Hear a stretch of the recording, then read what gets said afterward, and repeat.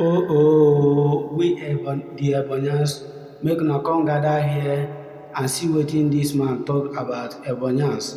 He say that Ebonyans that he hate their way of life. Just make una come watch dis video so una go see wetin dis man talk about concerning Ebonyi pipu. Just make una watch dis video right now. I hate Abakaliki people. Like, I so much hate Abakaliki people. I so much hate them. I cannot even rent my house to an Abakaliki person. Abakaliki people, they are very bad people. I cannot even let anyone I know to marry from Abakaliki. I cannot do that.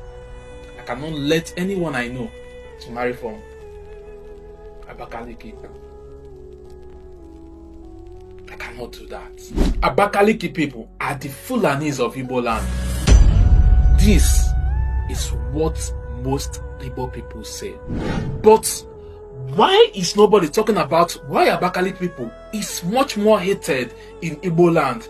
Why are they seen as the Fulanis of the Igbo people? Why do we turn our own blood into a punchline? This is not because of dominance or power, but because they are treated like foreigners, unwanted, even mocked within their own homeland. Onwa Abakaliki is what most people say to insult their fellow Igbo person. You call them dirty, you call them bush people, you refuse your daughter's hand in marriage to them. But let me ask you, what makes an Abakaliki man less Igbo than an Oka man? Why is it okay to scream Igbo Amaka with your chest, yet your heart secretly believes that Ebonyi is not part of that pride? This is not a story of one people being hated.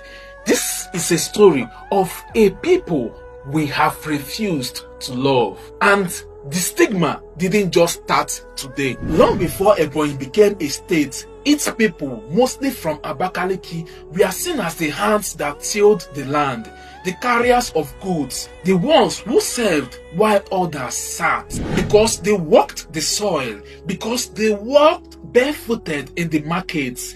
They were marked as low class, marked as dirty. In schools, they were bullied. In churches, they were whispered about. In families, marriage to an Ebonyi son was seen as a disgrace. But we never stopped for one day to ask how we learned this hate. And maybe this is the most dangerous thing: how natural it feels to mock them. They say the white man enslaved us. But tell me, what is worth more than being enslaved by your own brother's perception of you? Igbo people fought the civil war together, but after the war, they left the Abakaliki man behind.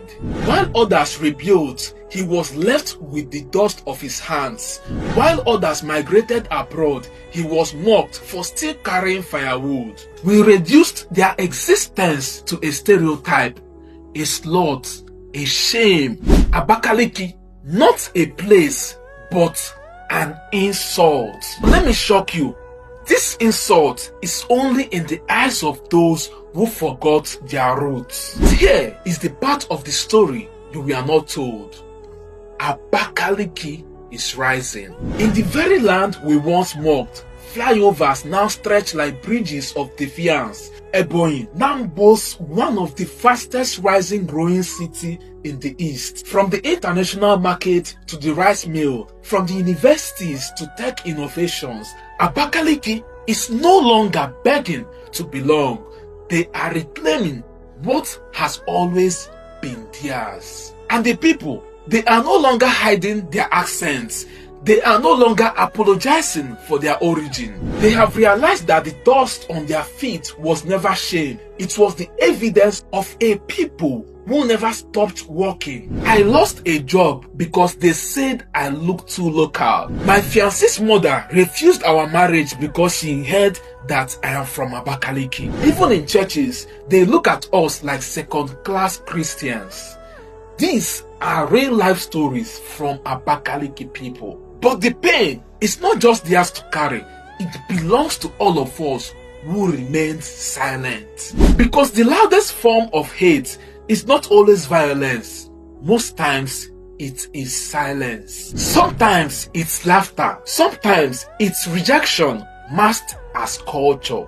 We say Onyagala Wanneya, but we have voluntarily allowed our Abakaliki brothers to walk alone. We cannot claim Igbo pride while rejecting part of our own. If the Abakaliki man is Igbo, and he is, then every insult thrown at him is a collective insult to our identity. If we must move forward as a people, we must first look back and ask for forgiveness. Forgiveness for the jokes, forgiveness for the names, forgiveness for the silence. Because healing begins the moment we agree that the problem is us. I remember one time when I finished secondary school, I went for a job interview.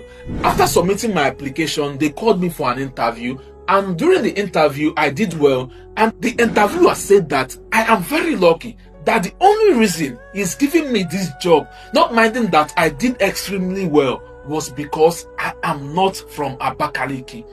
This is a real life stereotype. So I ask you again, why is nobody talking about this? If you are from Abakaliki, drop your story in the comments. If you ever looked down on them, be honest. This is a real life problem and we must face it collectively as Igbo people. Share this video. Let the conversation begin. Let the shame end. Let the healing start today. Don't forget, you can always get your granite chippings from me. Outside storytelling, we supply granite chippings used for construction. Do well to contact the number displayed on the screen to place your order.